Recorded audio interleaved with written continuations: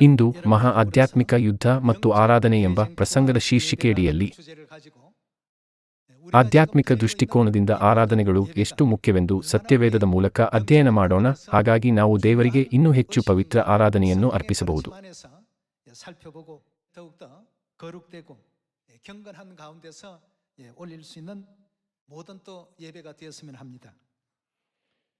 ಆರಾಧನೆಯೆಂದರೆ ದೇವರುಗಳ ನಡುವಿನ ಯುದ್ಧ ಎಂದು ಹೇಳುವುದು ಅತಿಶಯೋಕ್ತಿಯಲ್ಲ. ಮೋಲೆಕ, ಬಾಳ ಮತ್ತು ಅಶೇರ ಮುಂತಾದ ದೇವರುಗಳ ಅನೇಕ ಹೆಸರುಗಳು ಸತ್ಯವೇದದಲ್ಲಿ ಉಲ್ಲೇಖಿಸಲ್ಪಟ್ಟಿವೆ.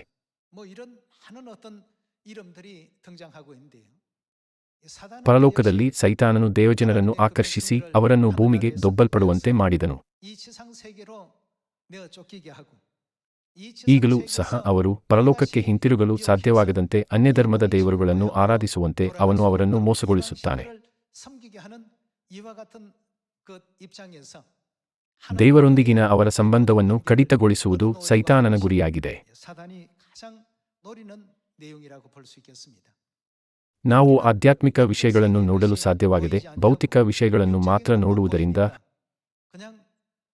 ನಾವು ಸಭೆಗೆ ಬಂದಾಗ ನಾವು ಕೇವಲ ಸ್ತುತಿಗೀತೆಗಳನ್ನು ಹಾಡುತ್ತೇವೆ ಮತ್ತು ಪ್ರಾರ್ಥನೆಯು ನಾವು ಸ್ವಾಭಾವಿಕವಾಗಿ ಮಾಡುವ ವಿಷಯವಾಗಿದೆ ಎಂದು ಸುಲಭವಾಗಿ ಯೋಚಿಸುತ್ತೇವೆ.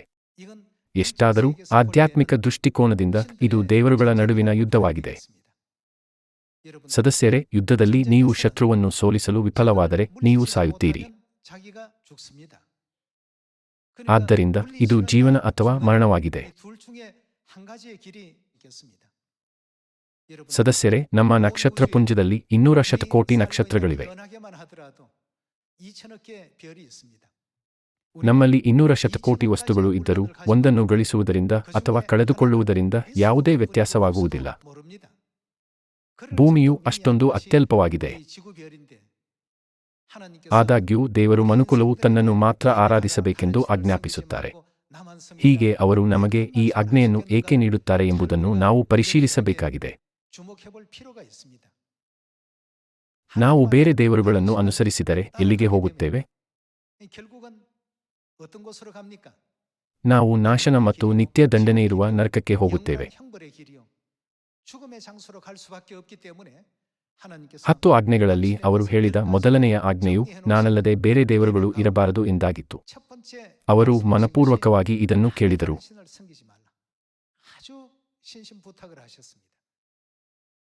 ದೇವರ ಸೇವೆ ಮಾಡಲು ಯಾವುದು ಅಗತ್ಯವಿದೆ? ಆರಾಧನೆ ಅಗತ್ಯವಾಗಿದೆ. ಯಾರನ್ನು ಆರಾಧಿಸಲಾಗುತ್ತದೆ ಎಂಬುದರ ಆಧಾರದ ಮೇಲೆ ಆರಾಧನೆ ನಿಯಮಗಳು ಬದಲಾಗುತ್ತವೆ.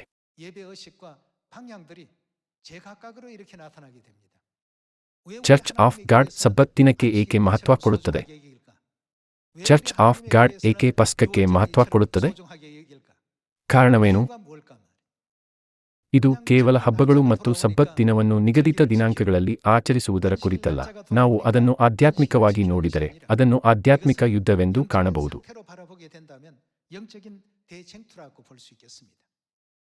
ನಾವು ಪರಲೋಕದಲ್ಲಿ ಮಾಡಿದ ಪಾಪಗಳನ್ನು ಕ್ಷಮಿಸಲು ದೇವರು ಈ ಲೋಕದಲ್ಲಿ ಹೊಸ ಒಡಂಬಡಿಕೆಯ ಸತ್ಯವನ್ನು ಹರಡುತ್ತಿದ್ದಾರೆ.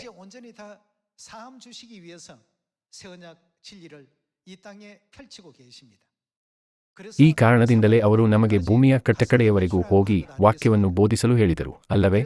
ಈ ಕಾರಣಕ್ಕಾಗಿ ನಾವು ಪ್ರತಿಯೊಂದು ದೇಶದಲ್ಲಿ ಶ್ರದ್ಧೆಯಿಂದ ಬೋಧಿಸುತ್ತೇವೆ.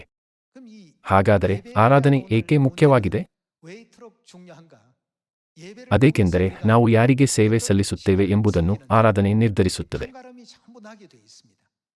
ನಾವು ದೇವರನ್ನು ನಂಬುತ್ತೇವೆ ಮತ್ತು ಲೋಕದಲ್ಲಿರುವ ಹಲವಾರು ಸಭೆಗಳು ಸಹ ದೇವರನ್ನು ನಂಬುತ್ತೇವೆ ಎಂದು ಹೇಳಿಕೊಳ್ಳುತ್ತವೆ. ಎಷ್ಟಾದರೂ ಅವರ ಆರಾಧನೆಯ ವಿಧಾನದ ಕುರಿತು ಏನಾಗಿದೆ? ದಿನಾಂಕಗಳು ಸಹ ವಿಭಿನ್ನವಾಗಿವೆ.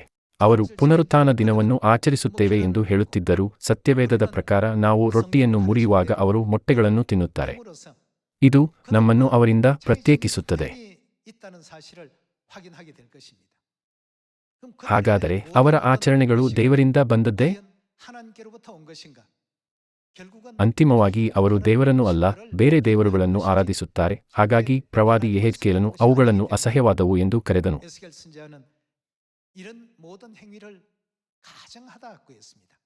ಅದೇಕೆಂದರೆ ಅವರು ತಮ್ಮ ತುಟಿಗಳಿಂದ ದೇವರನ್ನು ಕರೆಯುತ್ತಾರೆ, ಆದರೆ ತಮ್ಮ ಕಾರ್ಯಗಳಿಂದ ಅವರನ್ನು ನಿರಾಕರಿಸುತ್ತಾರೆ.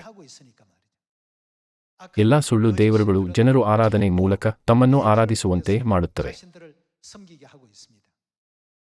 ಲೋಕದಲ್ಲಿ ಪೂರ್ವಜರ ಆತ್ಮಗಳನ್ನು ಆರಾಧಿಸಲು ಜನರು ನೈವೇದ್ಯಗಳನ್ನು ಅರ್ಪಿಸುವುದಿಲ್ಲವೇ?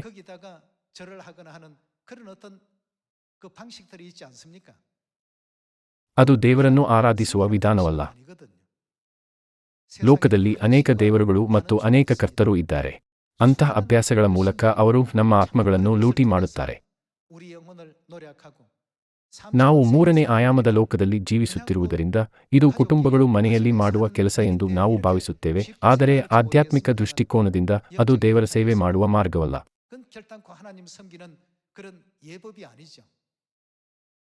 ಸದಸ್ಯರೇ, ಆರಾಧನೆ ಬಹಳ ಮುಖ್ಯವಾಗಿದೆ. ಆರಾಧನೆಯ ಬಗ್ಗೆ ಯೇಸು ನಮಗೆ ಏನೆಂದು ಕಲಿಸಿದರು?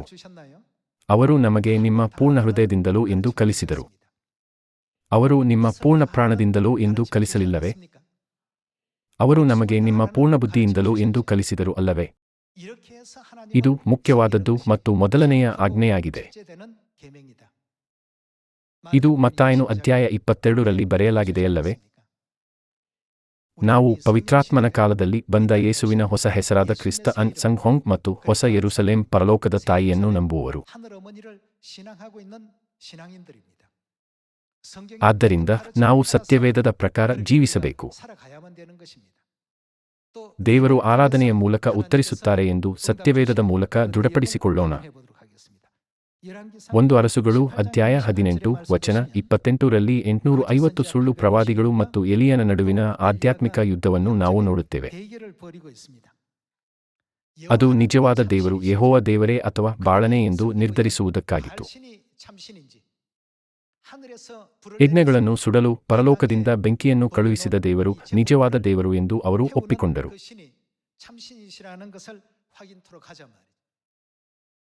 ಸುಳ್ಳು ಪ್ರವಾದಿಗಳು ಮೊದಲು ಪ್ರಾರಂಭಿಸಿದರು. ವಚನ 28 ನೋಡೋಣ. ಅವರು ಗಟ್ಟಿಯಾಗಿ ಕೂಗಿ ತಮ್ಮ ಪದ್ಧತಿಯ ಪ್ರಕಾರ. ಇನ್ನೊಂದು ರೀತಿಯಲ್ಲಿ ಹೇಳುವುದಾದರೆ ಅವರ ಆರಾಧನೆಯ ವಿಧಾನದಂತೆ. ಈಟಿಕತ್ತಿಗಳಿಂದ ರಕ್ತ ಸೋರುವಷ್ಟು ಗಾಯ ಮಾಡಿಕೊಂಡರು. ಮಧ್ಯಾಹ್ನದಿಂದ ನೈವೇದ್ಯ ಸಮರ್ಪಣೆಯ ಹೊತ್ತಿನವರೆಗೂ ಪರವಶರಾಗಿ ಕೂಗುತ್ತಾ ಇದ್ದರು. ಆದರೂ ಆಕಾಶವಾಣಿಯಾಗಲಿಲ್ಲ, ಯಾವನೂ ಅವರಿಗೆ ಉತ್ತರ ಕೊಡಲಿಲ್ಲ, ಅವರನ್ನು ಲಕ್ಷಿಸಲಿಲ್ಲ.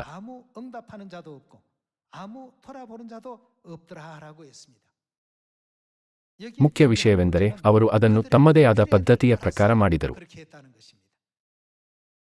ಅವರು ತಮ್ಮ ದೇವರುಗಳನ್ನು ಸೇವಿಸುವ ರೀತಿಯ ಪ್ರಕಾರ ರಕ್ತ ಸೋರುವಷ್ಟು ಗಾಯ ಮಾಡಿಕೊಂಡರು ಹಾಗೂ ಬಾಳನು ಮತ್ತು ಅಶೇರ ದೇವತೆಗಳನ್ನು ಪ್ರಾರ್ಥಿಸಿದರು, ಆದರೆ ಸಂಜೆಯ ಯಜ್ಞದ ಸಮಯದವರೆಗೆ ಯಾವುದೇ ಉತ್ತರವನ್ನು ಪಡೆಯಲಿಲ್ಲ.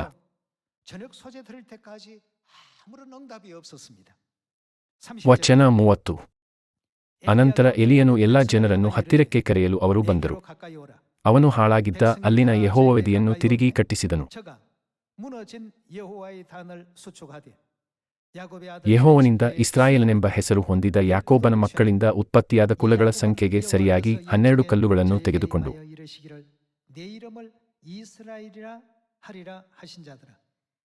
ಯೆಹೋವನ ಹೆಸರಿಗೋಸ್ಕರ ಒಂದು ವೇದಿಯನ್ನು ಕಟ್ಟಿಸಿ ಅದರ ಸುತ್ತಲೂ 20 ಸೇರು ಬೀಜವರಿ ನೆಲವನ್ನು ಅಗೆಸಿ ಕಾಲುವೆ ಮಾಡಿಸಿದನು. ಇದಲ್ಲದೆ ಕಟ್ಟಿಗೆಯನ್ನು ವೆದಿಯ ಮೇಲೆ ಕ್ರಮಪಡಿಸಿ ಹೋರಿಯನ್ನು ವಧಿಸಿ ತುಂಡು ಮಾಡಿ ಅದರ ಮೇಲಿಟ್ಟನು. ಅನಂತರ ಜನರಿಗೆ 4 ಕೊಡ ನೀರು ತಂದು ಯಜ್ಞಮಾಂಸದ ಮೇಲೆಯೂ ಕಟ್ಟಿಗೆಯ ಮೇಲೆಯೂ ಹೊಯ್ಯಿರಿ ಎಂದು ಆಜ್ಞಾಪಿಸಿದನು. ಅವರು ತೆಗೆದುಕೊಂಡು ಬರಲು ಇನ್ನೊಂದು ಸಾರಿ ತನ್ನಿರಿ ಎಂದು ಹೇಳಿದನು. ತಿರುಗಿ ತಂದರು. ಅವನು 3ನೆಯ ಸಾರಿ ಅದೇ ಪ್ರಕಾರವಾಗಿ ಆಜ್ಞಾಪಿಸಲು ಅವರು ಮತ್ತೊಮ್ಮೆ ತಂದು ಸುರಿದರು. ನೀರು ವೇದಿಯ ಸುತ್ತಲೂ ಹರಿಯಿತು. ಇದಲ್ಲದೆ ಅವನು ಕಾಲುವೆಯನ್ನು ನೀರಿನಿಂದ ತುಂಬಿಸಿದನು. ಸಂಧ್ಯಾನೈವೇದ್ಯದ ಹೊತ್ತಿಗೆ ನಮ್ಮ ಮಧ್ಯಾಹ್ನದ ಆರಾಧನೆಯನ್ನು ಸೂಚಿಸುವ ಸಂಧ್ಯಾನೈವೇದ್ಯದ ಸಮಯವಾಗಿತ್ತು. ಬೆಳಗಿನ ಯಜ್ಞ ಮತ್ತು ಸಂಜೆಯ ಯಜ್ಞ ಇದೆ ಅಲ್ಲವೇ? ದೇವರ ಸೇವೆ ಮಾಡುವವರಿಗೆ ಇವು ಅಗತ್ಯವಾದ ಸಮಯಗಳಾಗಿವೆ. ಈ ಕಾರಣದಿಂದಲೇ ನಾವು ಪ್ರತಿ ವರ್ಷ ಮತ್ತು ಪ್ರತಿ ವಾರ ನಿಗದಿತ ಸಮಯದಲ್ಲಿ ಆರಾಧನೆಗಳನ್ನು ಹೊಂದಿದ್ದೇವೆ. ಸಂಧ್ಯಾನೈವೇದ್ಯದ ಹೊತ್ತಿಗೆ ಪ್ರವಾದಿಯಾದ ಎಲಿಯನು ವೇದಿಯ ಹತ್ತಿರ ಬಂದು, ಅಬ್ರಹಾಂ, ಇಸಾಕ್, ಇಸ್ರಾಯೇಲ್ಯರ ದೇವರೇ ಯೆಹೋವನೇ, ನೀನೊಬ್ಬನೇ ಇಸ್ರಾಯೇಲ್ಯರ ದೇವರಾಗಿರುತ್ತೀ ಎಂಬುದನ್ನು, ನಾನು ನಿನ್ನ ಸೇವಕನಾಗಿರುತ್ತೇನೆಂಬುದನ್ನು, ಇದನ್ನೆಲ್ಲ ನಿನ್ನ ಅಪ್ಪಣೆಯ ಮೇರೆಗೆ ಮಾಡಿದೆನೆಂಬುದನ್ನು ಇವತ್ತು ತೋರಿಸಿಕೊಡು.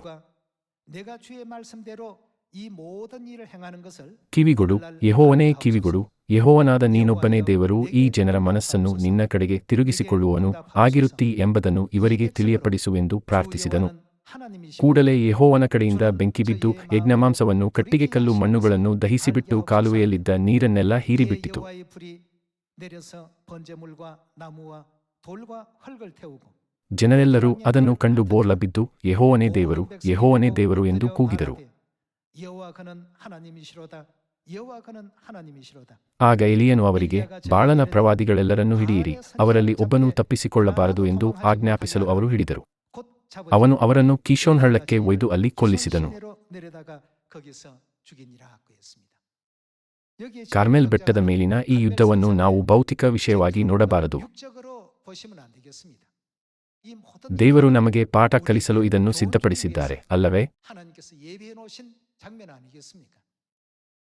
ದೇವರು ತನ್ನ ಆಜ್ಞೆಗಳನ್ನು ಕೈಗೊಳ್ಳುವ ಮೂಲಕ ದೇವರನ್ನು ಸೇವಿಸುವವರನ್ನು ಬೇರೆ ದೇವರುಗಳನ್ನು ಅವರ ಪದ್ಧತಿಗಳ ಪ್ರಕಾರ ಸೇವಿಸುವವರಿಂದ ಬೇರ್ಪಡಿಸಿದರು.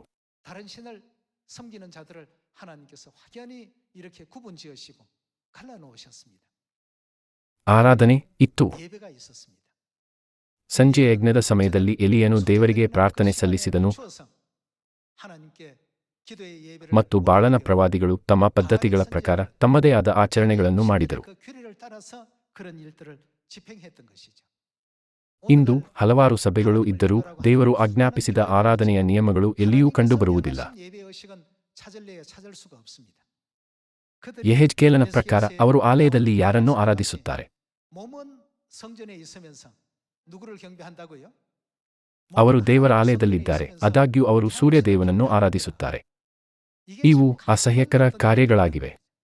ಕೆಲವರು ಚರ್ಚ್ ಆಫ್ ಗಾಡ್ ಶನಿವಾರದಂದು ಸಬ್ಬತ್ ದಿನವನ್ನು ಕಟ್ಟುನಿಟ್ಟಾಗಿ ಏಕೆ ಆಚರಿಸುತ್ತದೆ? ಅವರು ಬೆಳಿಗ್ಗೆ ಮತ್ತು ಮಧ್ಯಾಹ್ನ ಪ್ರಾರ್ಥನೆಯ ಸಮಯವನ್ನು ಏಕೆ ಕೈಗೊಳ್ಳುತ್ತಾರೆ?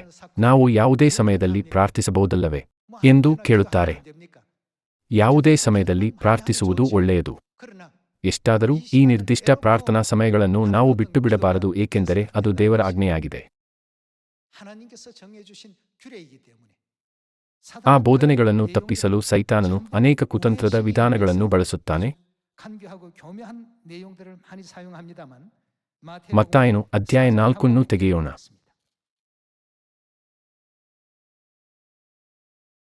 ಮತ್ತಾಯನು ಸುವಾರ್ತೆ ಅಧ್ಯಾಯ 4 ವಚನ 1 ಹೀಗೆಂದು ಬರೆಯಲಾಗಿದೆ.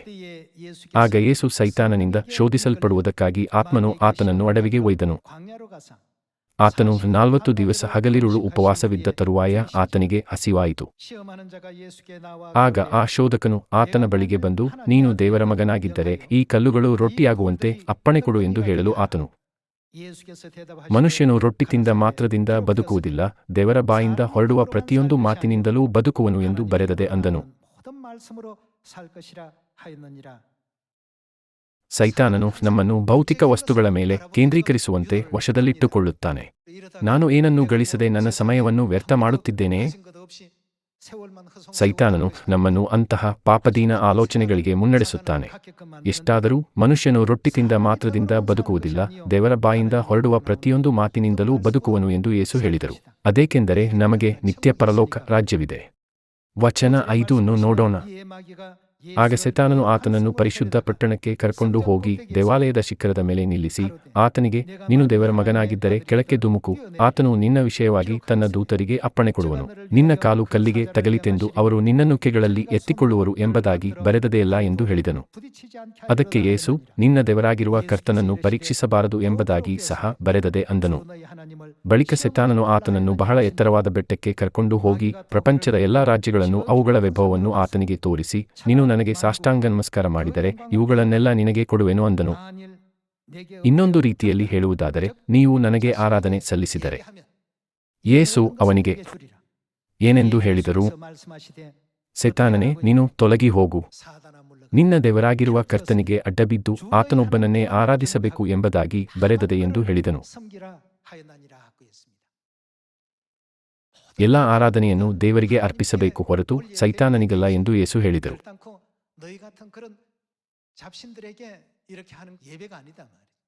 ಎಷ್ಟಾದರೂ ಇಂದು ಜಾಗತಿಕ ಗ್ರಾಮದಲ್ಲಿ ಲಕ್ಷಾಂತರ ದೇವರುಗಳಿವೆ.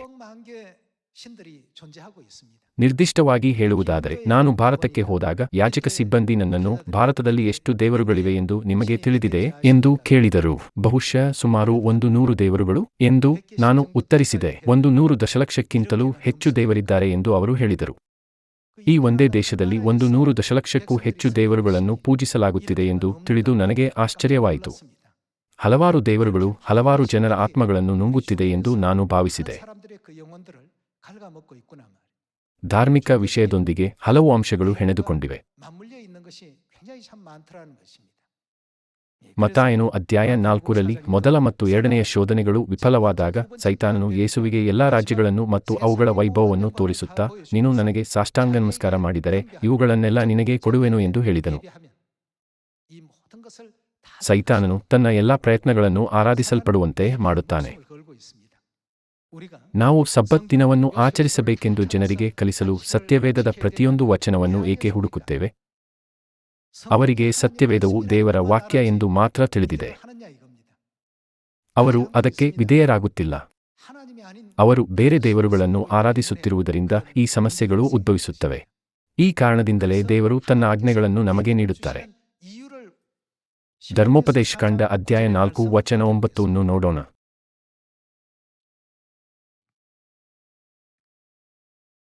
ಧರ್ಮೋಪದೇಶಕಾಂಡ ಅಧ್ಯಾಯ 4 ವಚನ 9. ಹೀಗಿರುವುದರಿಂದ ನೀವು ಬಹು ಜಾಗರೂಕತೆಯಿಂದ ನಿಮ್ಮ ಮನಸ್ಸುಗಳನ್ನು ಕಾಪಾಡಿಕೊಳ್ಳುವವರಾಗಿ ನೀವು ನೋಡಿದ ಸಂಗತಿಗಳನ್ನು ಎಷ್ಟು ಮಾತ್ರವೂ ಮರೆಯದೆ ಜೀವದಿಂದಿರುವವರೆಗೂ ಅವುಗಳನ್ನು ನೆನಪಿನಲ್ಲಿಟ್ಟುಕೊಂಡು ನಿಮ್ಮ ಮಕ್ಕಳಿಗೂ ಮೊಮ್ಮಕ್ಕಳಿಗೂ ತಿಳಿಸುತ್ತಾ ಹೋಗಬೇಕು. ಆ ಸಂಗತಿಗಳು ಯಾವುವೆಂದರೆ, ನೀವು ಹೋರೇಬಿನಲ್ಲಿ ನಿಮ್ಮ ದೇವರಾದ ಯೆಹೋವನ ಸನ್ನಿಧಿಯಲ್ಲಿ ನಿಂತಿದ್ದಾಗ ಆತನು ನನಗೆ, ಜನರೆಲ್ಲರನ್ನೂ ನನ್ನ ಹತ್ತಿರಕ್ಕೆ ಕೂಡಿಸು, ಅವರು ತಾವು ಭೂಮಿಯ ಮೇಲಿರುವ ದಿನಗಳಲ್ಲೆಲ್ಲ ನನಗೆ ಭಯಭಕ್ತಿಯಿಂದಿರುವುದಕ್ಕೆ. ಅವರು ಯಾರಿಗೆ ಭಯಭಕ್ತಿಯಿಂದ ಇರಲು ಕಲಿಯಬಹುದು? ನನಗೆ. ಇಲ್ಲಿ ಯಾರು ಮಾತನಾಡುತ್ತಿದ್ದಾರೆ? ದೇವರು. ಹಾಗಾಗಿ ಅವರು ದೇವರನ್ನು ಆರಾಧಿಸಲು ಕಲಿಯಬಹುದು ಎಂದು ಬರೆಯಲಾಗಿದೆ. ನಾವು ಈ ಭೂಮಿಯ ಮೇಲಿರುವ ಸಮಯದಲ್ಲಿ ದೇವರನ್ನು ಹೇಗೆ ಆರಾಧಿಸಬೇಕು ಎಂಬುದನ್ನು ಕಲಿಯಬೇಕು. ಕಲಿತುಕೊಂಡು ತಮ್ಮ ಮಕ್ಕಳಿಗೂ ಕಲಿಸಿಕೊಡುವಂತೆ ಅವರಿಗೆ ಆಜ್ಞೆಗಳನ್ನು ತಿಳಿಸುತ್ತೇನೆ ಎಂದು ಹೇಳಿದ ದಿನದ ವಿಷಯಗಳೇ. ಕೊನೆಯಲ್ಲಿ ಈ ಕಾರಣದಿಂದಲೇ ಸೀನಾಯಿ ಪರ್ವತದಲ್ಲಿ ದೇವರು ಅವರಿಗೆ ತನ್ನ ನಿಯಮಗಳನ್ನು ಕೊಟ್ಟರಲ್ಲವೇ? ಆದ್ದರಿಂದ ದೇವರು ನಮ್ಮ ಜೀವನದ ಎಲ್ಲ ದಿನಗಳಲ್ಲೂ ತನ್ನ ನಿಯಮಗಳನ್ನು ನೆನಪಿನಲ್ಲಿಟ್ಟುಕೊಳ್ಳಬೇಕೆಂದು ಹೇಳಿದರು. ಮನೆಯಲ್ಲಿ ಕೂತಿರುವಾಗಲೂ, ದಾರಿ ನಡೆಯುವಾಗಲೂ, ಮಲಗುವಾಗಲೂ ಇವುಗಳನ್ನು ನೀವು ಅವುಗಳನ್ನು ಏನಾಗಿ ಕಟ್ಟಿಕೊಳ್ಳಬೇಕು? ಜ್ಞಾಪಕಾರ್ಥವಾಗಿ ಕೆಗೆ ಕಟ್ಟಿಕೊಳ್ಳಬೇಕು. ಇವು ಎಲ್ಲಿ ಕಟ್ಟುತ್ತೀರಿ? ಹಣೆಗೆ ಕಟ್ಟಿಕೊಳ್ಳುವ ಜ್ಞಾಪಕದ ಪಟ್ಟಿಯಂತೆ ಇರಬೇಕು.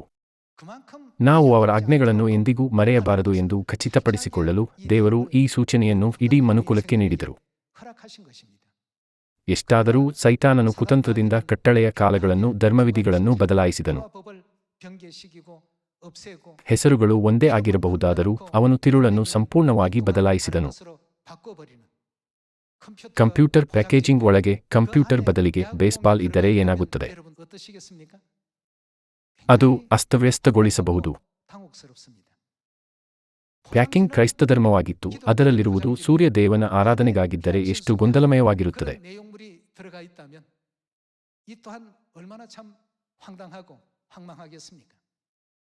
ಮತ್ತಾಯನು ಅಧ್ಯಾಯ 4ರಲ್ಲಿ ಬರೆದಿರುವಂತೆ ಸೈತಾನನು ಯೇಸುವನ್ನು ಸಹ ತನ್ನನ್ನು ಆರಾಧಿಸುವಂತೆ ಶೋಧನೆಗೆ ಒಳಪಡಿಸಲು ಪ್ರಯತ್ನಿಸಿದನು. ಹಾಗಾದರೆ ದೇವಜನರು ಇನ್ನೆಷ್ಟು ಸುಲಭವಾಗಿ ಶೋಧನೆಗೆ ಒಳಗಾಗಬಹುದು?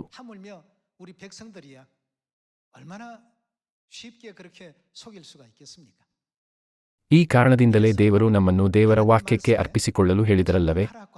ನಾವು ಹಾಗೆ ಮಾಡಲು ವಿಫಲವಾದರೆ ಇದು ದೇವರ ನಿಯಮವೋ ಅಲ್ಲವೋ ಎಂದು ನಾವು ಗೊಂದಲಕ್ಕೊಳಗಾಗುತ್ತೇವೆ. ದೇವರು 2000 ವರ್ಷಗಳ ಹಿಂದೆಯೇ ಹೊಸ ಒಡಂಬಡಿಕೆಯ ನಿಯಮಗಳನ್ನು ತಿಳಿಸಿದರು. ಎಷ್ಟಾದರೂ 4ನೇ ಶತಮಾನದ ಸುಮಾರಿಗೆ ಸಬ್ಬತ್ ಮತ್ತು ಪಸ್ಕ ಹಬ್ಬವನ್ನು ನಿರ್ಮೂಲಗೊಳಿಸಲಾಯಿತು. ಹೊಸ ಒಡಂಬಡಿಕೆಯ ಕಣ್ಮರೆಯೊಂದಿಗೆ ಜೀವದ ಬೆಳಕು ದೀರ್ಘಕಾಲ ಲೋಕದಲ್ಲಿ ಅಸ್ತಿತ್ವದಲ್ಲಿ ಇರಲಿಲ್ಲ. ಈ ಕಾರಣಕ್ಕಾಗಿ ಯಾರು ಬರಬೇಕು? ದೇವರು ಬರದ ಹೊರತು ಯಾರೊಬ್ಬರು ಸೈತಾನನನ್ನು ಜಯಿಸಲು ಸಾಧ್ಯವಿಲ್ಲ. ಈ ಕಾರ್ಯವನ್ನು ದೇವರು ಮಾತ್ರ ಸಾಧಿಸಬಲ್ಲರು. ದೇವರು ಈ ಭೂಮಿಗೆ ಎಲ್ಲ ಆರಾಧನೆ ನಿಯಮಗಳನ್ನು ಪುನಃ ಸ್ಥಾಪಿಸಲು ಬಂದರು. ದೇವರ ಸೇವೆ ಮಾಡುವುದು ಹೇಗೆಂದು ಯಾರಿಗೂ ತಿಳಿದಿರಲಿಲ್ಲ. ಹಾಗಾಗಿ ದೇವರು ಹೊಸ ಒಡಂಬಡಿಕೆಯ ಸಬ್ಬತ್, ಪಸ್ಕ, ಮೂರಾವರ್ತಿಯ 7 ಹಬ್ಬಗಳು ಮತ್ತು ಹೊಸ ಒಡಂಬಡಿಕೆಯ ಚೀಯೋನನ್ನು ಪುನಃ ಸ್ಥಾಪಿಸಿದರು. ತಂದೆ ಹೊಸ ಒಡಂಬಡಿಕೆಯ ಸತ್ಯತ್ವವಾದ ಪರಲೋಕದ ತಾಯಿ ಹೊಸ ಯೆರೂಸಲೇಮವನ್ನು ಪ್ರಕಟಪಡಿಸಿದಾಗಿನಿಂದ 알려주셔서 ಲೋಕದ ಎಲ್ಲಾ ಚಿಯೋನುಗಳು ತಂದೆ ಮತ್ತು ತಾಯಿಯಲ್ಲಿ ನಂಬಿಕೆಯ ಒಂದೇ ಹಾದಿಯಲ್ಲಿ ನಡೆಯುತ್ತಿಲ್ಲವೇ? 하나의 어떤 그 믿음의 길을 지금 걸어가고 있지 않습니까?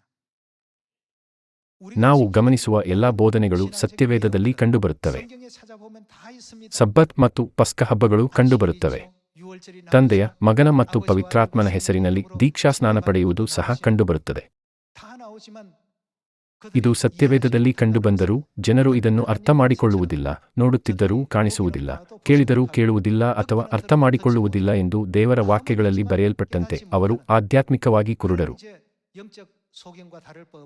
이런 위치에 있다는 것을 우리가 또 확인할 수가 있는 것입니다. 8 ಶತಕೋಟಿ ಜನರಿರುವ ಈ ಜಾಗತಿಕ ಗ್ರಾಮದಲ್ಲಿ ದೇವರನ್ನು ಆರಾಧಿಸುವ ಏಕೈಕ ಸ್ಥಳವೆಂದರೆ world mission society church of God ಎಂದು ಪರಿಗಣಿಸಿದಾಗ ನಮಗೆ ಎಷ್ಟು ಹೆಮ್ಮೆ ಅನಿಸುತ್ತದೆ.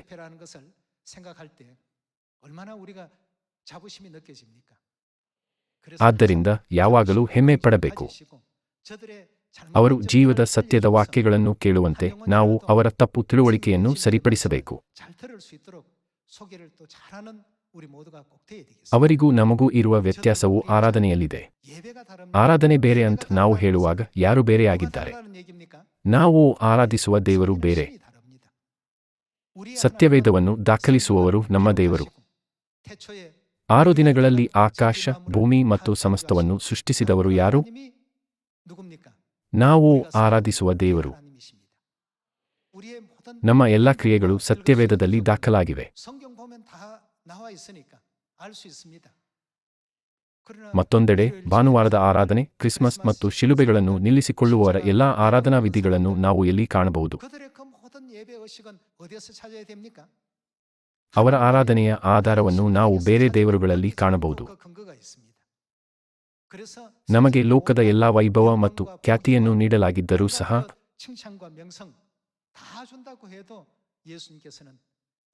ನಿನ್ನ ದೇವರಾಗಿರುವ ಕರ್ತನಿಗೆ ಅಡ್ಡಬಿದ್ದು ಆತನೊಬ್ಬನನ್ನೇ ಆರಾಧಿಸಬೇಕು ಎಂದು ಯೇಸು ಹೇಳಿದರು. ಈ ಲೋಕದ ವಿಷಯಗಳು ಕೇವಲ ಒಂದು ಕ್ಷಣ ಮಾತ್ರ. ಈ ಕಾರಣಕ್ಕಾಗಿ ಯೇಸು ನಮಗೆ ಶಾಶ್ವತವಾದುದರ ಬಗ್ಗೆ ವಾಕ್ಯಗಳನ್ನು ನೀಡಿದರು ಮತ್ತು ನಿಜವಾದ ದೇವರನ್ನು ಆರಾಧಿಸುವ ಮೂಲಕ ನಾವು ಅದನ್ನು ಕಂಡುಕೊಳ್ಳಬಹುದು ಎಂದು ಕಲಿಸಿದರು.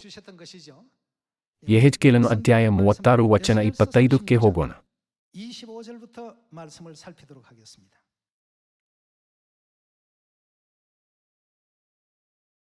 ಅಧ್ಯಾಯ 36 ವಚನ 25ರಲ್ಲಿ ಹೀಗೆಂದು ಬರೆಯಲಾಗಿದೆ: ನಾನು ನಿಮ್ಮ ಮೇಲೆ ನಿರ್ಮಲೋದಕವನ್ನು ಪ್ರೋಕ್ಷಿಸಲು ನೀವು ನಿರ್ಮಲರಾಗುವಿರಿ, ನಿಮ್ಮ ಸಮಸ್ತ ವಿಗ್ರಹಗಳಿಂದಲೂ ಸಕಲ ವಿಧವಾದ ಹೊಲಸಿನಿಂದಲೂ ನಿಮ್ಮನ್ನು ಶುದ್ಧಿ ಮಾಡುವೆನು. ನಾನು ನಿಮಗೆ ಹೊಸ ಮನಸ್ಸನ್ನು ಕೊಟ್ಟು ನಿಮ್ಮಲ್ಲಿ ನೂತನ ಸ್ವಭಾವವನ್ನು ಹುಟ್ಟಿಸುವೆನು. ಕಲ್ಲಾದ ಹೃದಯವನ್ನು ನಿಮ್ಮೊಳಗಿಂದ ತೆಗೆದು ಮೃದುವಾದ ಹೃದಯವನ್ನು ನಿಮಗೆ ದಯಪಾಲಿಸುವೆನು. ನನ್ನ ಆತ್ಮವನ್ನು ನಿಮ್ಮಲ್ಲಿ ನೆಲೆಸಿರುವಂತೆ ಅನುಗ್ರಹಿಸಿ ನೀವು. ಅವರು ಏನನ್ನು ಮಾಡುವಂತೆ ನಮ್ಮನ್ನು ಅನುಗ್ರಹಿಸುವರು? ನನ್ನ ನಿಯಮಗಳನ್ನು ಅನುಸರಿಸುವ ಹಾಗೆ ಮಾಡುವೆನು. ನೀವು ನನ್ನ ವಿಧಿಗಳನ್ನು ಕೈಕೊಂಡು ಆಚರಿಸುವಿರಿ. ನಾವು ದೇವರ ನಿಯಮಗಳನ್ನು ಕೈಗೊಂಡು ನಡೆದಾಗ ಅವರು ನಮ್ಮನ್ನು ತನ್ನ ಜನರೆಂದು ಗುರುತಿಸುತ್ತಾರೆ ಮತ್ತು ಅವರು ನಮ್ಮ ದೇವರಾಗುತ್ತಾರೆ. ವಚನ 28 ದೇವರು ನಮ್ಮೊಂದಿಗಿನ ಸಂಬಂಧವನ್ನು ಒಪ್ಪಿಕೊಳ್ಳುವುದನ್ನು ಚಿತ್ರಿಸುತ್ತದೆ. ಓದಲು ಮುಂದುವರಿಸೋಣ. ನಾನು ನಿಮ್ಮ ಪಿತೃಗಳಿಗೆ ಅನುಗ್ರಹಿಸಿದ ದೇಶದಲ್ಲಿ ನೀವು ವಾಸಿಸುವಿರಿ. ನೀವು ಯಾರಾಗುವಿರಿ? ನನಗೆ ಪ್ರಜೆಯಾಗಿರುವಿರಿ. ದೇವಜನರಾಗಲು ನಾವು ಏನು ಮಾಡಬೇಕು?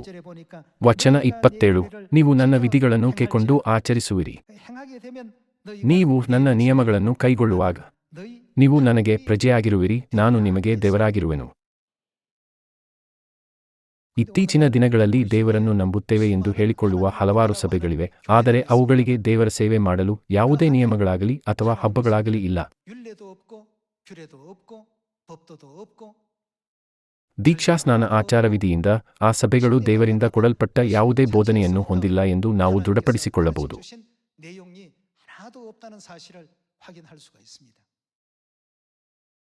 ದೇವರ ನಿಯಮಗಳಲ್ಲದ ಯಾವುದನ್ನು ನಾವು ಎಂದಿಗೂ ಸ್ವೀಕರಿಸಬಾರದು. ವಚನ 25ರಲ್ಲಿ ಬರೆದಿರುವಂತೆ ದೇವರು ನಿಮ್ಮ ಸಮಸ್ತ ವಿಗ್ರಹಗಳಿಂದಲೂ ಸಕಲ ವಿಧವಾದ ಹೊಲಸಿನಿಂದಲೂ ನಿಮ್ಮನ್ನು ಶುದ್ಧಿ ಮಾಡುವೆನು ಎಂದು ಹೇಳುತ್ತಾರೆ. ಆಗ ದೇವರು ತನ್ನ ಆಜ್ಞೆಗಳನ್ನು ಕೈಗೊಳ್ಳಲು ತನ್ನ ಆತ್ಮವನ್ನು ನಮ್ಮಲ್ಲಿ ಹಾಕುತ್ತಾರೆ. ಅವರು ದೇವರ ಆಜ್ಞೆಗಳ ಪ್ರಕಾರ ನಡೆಯುತ್ತಿದ್ದಾರೆಯೇ ಅಥವಾ ಇಲ್ಲವೇ? 그걸 보면 ಇದರಿಂದ ಅವರು ದೇವಜನರೇ ಅಥವಾ ಇಲ್ಲವೇ ಎಂದು ನಾವು ಗ್ರಹಿಸಬಹುದು. 분별할 수 있는 것입니다. 하나님의 ದೇವಜನರು ದೇವರ ನಿಯಮಗಳ ಪ್ರಕಾರ ಆರಾಧಿಸುತ್ತಾರೆ. 예배를 하는 사람들입니다. ನಾವು ಸಬ್ಬತ್ ದಿನದ ಆರಾಧನೆಯನ್ನು ಎಂದಿಗೂ ಹಗುರವಾಗಿ ಪರಿಗಣಿಸಬಾರದು. 절대 가볍게 7ನೇ ದಿನವಾದ್ದರಿಂದ ಅದನ್ನು ಕೇವಲ ಆರಾಧನೆಯ ದಿನವೆಂದು ಪರಿಗಣಿಸಬಾರದು. 보다가 아니고 ನಾವು ದೇವರನ್ನು ಆರಾಧಿಸುವುದರಿಂದ ಶನಿವಾರ ಅಥವಾ ಭಾನುವಾರ ಎಂಬುದು ಮುಖ್ಯವಾಗುವುದಿಲ್ಲ ಎಂದು ಕೆಲವರು ಕೇಳುತ್ತಾರೆ. ಇದು ತೋರಿಕೆಯಂತೆ ಕಾಣಿಸಬಹುದು. 그러나 ಎಷ್ಟಾದರೂ ದೇವರು 7ನೇ ದಿನವನ್ನು ನೇಮಿಸಿರುವುದರ ಹಿಂದೆ ಒಂದು ಕಾರಣವಿರಬೇಕು, ಅಲ್ಲವೇ? 뜻이 있지 않겠습니까? ಆರಂಭದಿಂದಲೇ ಅಂತ್ಯವನ್ನು ಮೊದಲೇ ನೋಡುವ ದೇವರು ಮನುಕುಲಕ್ಕಾಗಿ ಸಂಪೂರ್ಣ ಸುವಾರ್ತಾ ಕಾರ್ಯವನ್ನು ನಿರ್ವಹಿಸುತ್ತಿದ್ದಾರೆ. 구원사를 이끌어 가시고 계시는데 ಆದ್ದರಿಂದ ಒಂದು ದಿನ ಅಥವಾ ಒಂದು ಸೆಕೆಂಡ್ ಮುಂದಕ್ಕೆ ಊಹಿಸಲು ಸಾಧ್ಯವಾಗದ ಕಣ್ಣುಗಳನ್ನು ಹೊಂದಿರುವ ಜನರು ಅದನ್ನು ತಪ್ಪಾಗಿ ಅರ್ಥೈಸಿಕೊಳ್ಳುವುದು ತಪ್ಪು. 해석이 ಯೆಹೆಜ್ಕೇಲನು 36ರಲ್ಲಿ ದೇವರು ನನ್ನ ಆತ್ಮವನ್ನು ನಿಮ್ಮಲ್ಲಿ ನೆಲೆಸಿರುವಂತೆ ಅನುಗ್ರಹಿಸಿ ನೀವು ನನ್ನ ನಿಯಮಗಳನ್ನು ಅನುಸರಿಸುವ ಹಾಗೆ ಮಾಡುವೆನು, 내 규례를 ನೀವು ನನ್ನ ವಿಧಿಗಳನ್ನು ಕೈಕೊಂಡು ಆಚರಿಸುವಿರಿ ಎಂದು ಹೇಳಿದರು. 이것이 하나님의 ಇದು ದೇವರ ಚಿತ್ತವಾಗಿದೆ. 그래서 ದೇವರು ತನ್ನ ನಿಯಮಗಳು, ಕಟ್ಟಳೆಗಳು ಮತ್ತು ವಿಧಿಗಳನ್ನು ಮಾತ್ರ ಅನುಸರಿಸಲು ನಮಗೆ ಸೂಚಿಸಿದ್ದಾರೆ ಎಂದು ದೃಢಪಡಿಸಿಕೊಳ್ಳೋಣ. 확인해 봅시다. ಯಾಜಕಕಾಂಡ ಅಧ್ಯಾಯ 18 ವಚನ 3 ನೋಡೋಣ.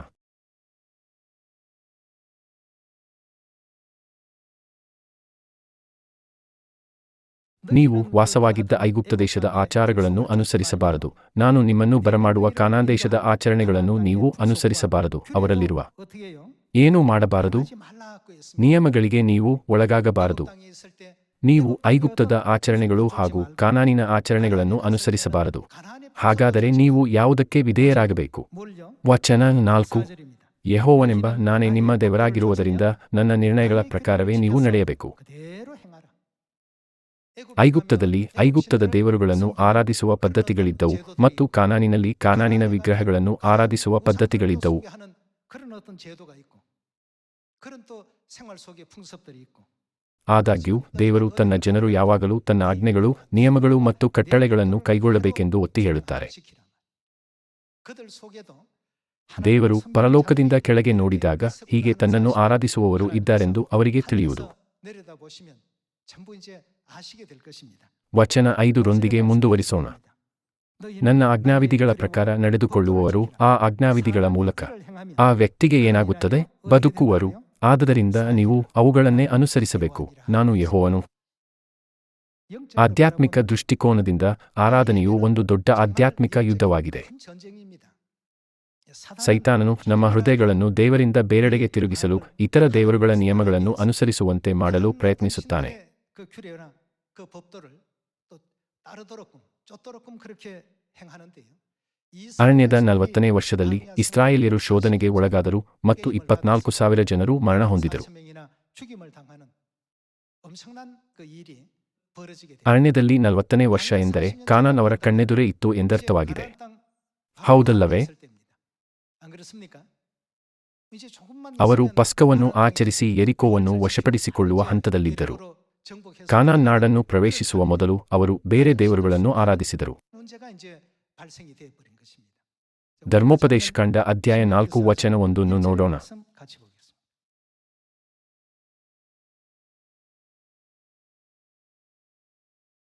ಅಧ್ಯಾಯ 4 ವಚನ 1. ಇಸ್ರಾಯೇಲ್ಯರೇ ಕೇಳಿರಿ, ನಾನು ಈಗ ಬೋಧಿಸುವ ಆಜ್ಞಾವಿಧಿಗಳನ್ನು ಗಮನಿಸಿ ದೇವಜನರು ಏನು ಮಾಡಬೇಕು, ಅನುಸರಿಸಬೇಕು. 준행하라고 했습니다. 왜 하나님 ಪ್ರವಾದಿಗಳು ದೇವರ ಕಟ್ಟಳೆಗಳು ಮತ್ತು ನಿಯಮಗಳನ್ನು ನಿರಂತರವಾಗಿ ಏಕೆ ಕಲಿಸುತ್ತಾರೆ ಎಂಬುದನ್ನು ನಾವು ಅರ್ಥಮಾಡಿಕೊಳ್ಳಬೇಕು. 하나님의 어떤 그 축복이 ದೇವರು ತನ್ನ ಕಟ್ಟಳೆಗಳು ಮತ್ತು ನಿಯಮಗಳನ್ನು ನಮಗೆ ನೆನಪಿಸುತ್ತಾರೆ, ಏಕೆಂದರೆ ಅವರ ಆಶೀರ್ವಾದಗಳು ಮನುಕುಲದ ಮೇಲೆ ಬರುವವರೆಗೆ ಆಧ್ಯಾತ್ಮಿಕ ಲೋಕದಲ್ಲಿ ಅನೇಕ ಅದೃಶ್ಯ ಘಟನೆಗಳು ನಡೆಯುತ್ತವೆ. 속에서 분부하십니다. ಇಸ್ರಾಯೇಲ್ಯರೇ ಕೇಳಿರಿ, ನೀವು ಬದುಕಿಕೊಂಡು ನಿಮ್ಮ ಪಿತೃಗಳ ದೇವರಾದ ಯೆಹೋವನು ನಿಮಗೆ ಕೊಡುವ ದೇಶವನ್ನು ಸರಿ ಸ್ವಾಧೀನ ಮಾಡಿಕೊಳ್ಳುವಂತೆ ನಾನು ಈಗ ಬೋಧಿಸುವ ಆಜ್ಞಾವಿಧಿಗಳನ್ನು ಗಮನಿಸಿ ಅನುಸರಿಸಬೇಕು. 얻게 되리라. 2절입니다. ವಚನ 2. ನಿಮ್ಮ ದೇವರಾದ ಯೆಹೋವನು ಕೊಟ್ಟ ಆಜ್ಞೆಗಳನ್ನೇ ನಾನು ನಿಮಗೆ ತಿಳಿಸುತ್ತಾ ಇದ್ದೇನೆ. ಈ ಮಾತುಗಳನ್ನು ನೀವು ಕೈಕೊಳ್ಳಬೇಕೇ ಹೊರತು ಅವುಗಳಿಗೆ ಏನೂ ಕೂಡಿಸಬಾರದು, ಅವುಗಳಿಂದ ಏನೂ ತೆಗೆದುಬಿಡಬಾರದು. ಪೆಗೋರದ ಬಾಳನ ಸಂಗತಿಯಲ್ಲಿ ಯೆಹೋವನು ಮಾಡಿದ ಕಾರ್ಯವನ್ನು ನೀವು ನೋಡೇ ಇದ್ದಿರಷ್ಟೇ. ದೇವರು ಯಾವ ರೀತಿಯ ಜನರನ್ನು ನಾಶಮಾಡಿದರು. ಪೆಗೋರದ ಬಾಳನನ್ನು ಅನುಸರಿಸಿದವರೆಲ್ಲರನ್ನೂ ನಿಮ್ಮ ದೇವರಾದ ಯೆಹೋವನು ನಿಮ್ಮಲ್ಲಿರದಂತೆ ನಾಶಮಾಡಿದನಲ್ಲ. ಅವರು ವಿಗ್ರಹಗಳಿಗೆ ಅರ್ಪಿಸಿದ ಆಹಾರವನ್ನು ತಿಂದು ಜಾರತ್ವವನ್ನು ಮಾಡಿದರು. 그런 여인들과 더불어서 엄행하고 말이에요. 이 그런 사람들을 하나도 ದೇವರು 남기지 ಅವರೆಲ್ಲರನ್ನೂ 않고 ನಾಶ ಮಾಡಿದರು ಎಂದು 하나님께서 ಬರೆಯಲಾಗಿದೆ. 심판하셨다고 했습니다.